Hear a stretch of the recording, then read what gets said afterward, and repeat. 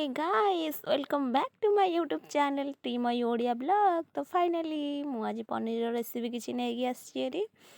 तो चलतु पनीर रेसिपी देखा। ये रहीगला मो कटा हो रही पनीर। तो ये रहीगला काजू आ चारुमगज। ताको एक बाउल रे मु पानी रखी चारुमगज आ काजू को भिजेवा छाड़देली। तो ये किसी समय भिजू। तो से भितर आमे रखीदबा ये टमाटो आ कंचा लंका किसी अदा तापर तेजपत्र गोलमरीच आ जो अलैच। तो ये ग्रीन मटर आ कैप्सिकम सब रहीगला। ये रहा पनीर मसला, ये रहा गरम मसला, ये सब हूँ पनीर पाई सामग्री। तो चलतु आम ग्राइंडिंग करने रखीदबा चारुमगज आ काजू।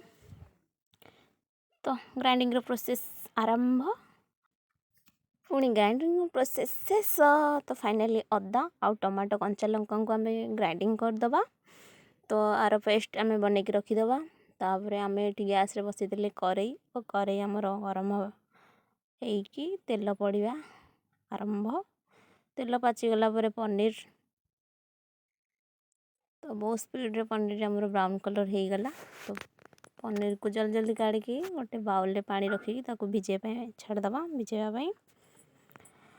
तो प्लीज इग्नोर करंतु मो वॉइस टा को भी फर्स्ट टाइम होची। तो रेगुलर हेले कि मो वॉइस टा क्लियर हबो। तो फाइनली पनीर भजा हो गला। तो ताको आबे हमें पानी रे उतरे दीचु। एठी नड़ियार रस दवाई मु नड़िया को कट पीस कर रखी दौची किछिटा। तो ये सब सामग्री मु रखी देची देखि नियंतु। फाइनली करेई गरम हो गला। तो थे तेल पकईदबा। तेल पर जीरा तापर रखीदबा गोटा मसला सब जाक ऐड करदबा। तापर ग्राइंडिंग कर रखीदबा टमाटर ग्रेवी ताको भी पकईदबा। तापर लूण ऐड करवा, हलदी ऐड करवा,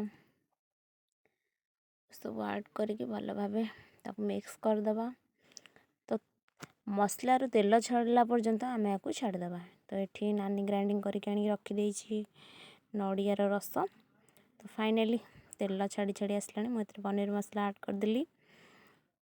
तो फाइनली आपण मैंने तो भलसे देखिपे कि मसला तेल आस्ते आस्ते छाड़बार लगी। तो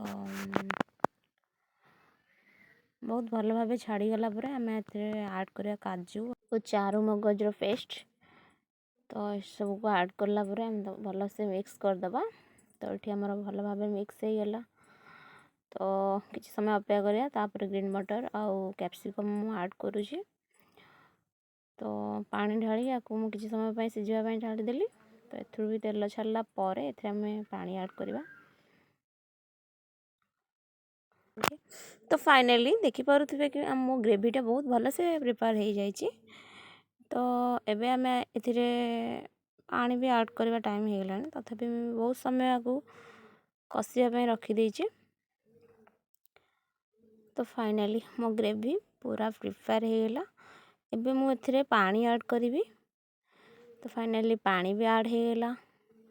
तो पानी सहित ग्रेवीटा को मिक्स करदेवी आउ मुझे फुटवाई छाड़देवी।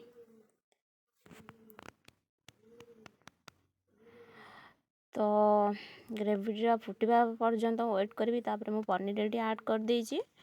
तो पनीरटा ऐड हो गला परे तो फाइनली पनीर मोर ए ऐड हो मुझे ढांकुणी देदेवी।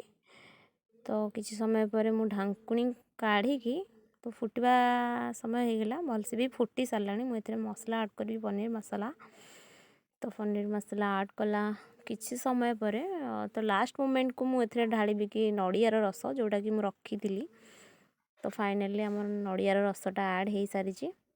तो देखुए भल भाव मोर पनीर तरकारीटा बहुत भल से हो मटर पनीर बहुत भल से हो सारी।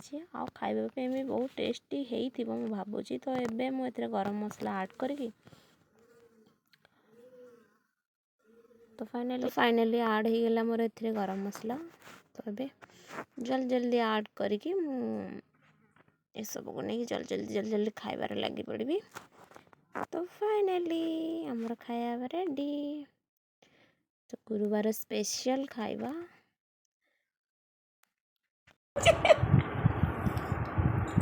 ଆଉ ଟିକେ ଆଉ ଟିକେ ଆଉ ଟିକେ ଆଉ ଟିକେ ଆଉ ଟିକେ।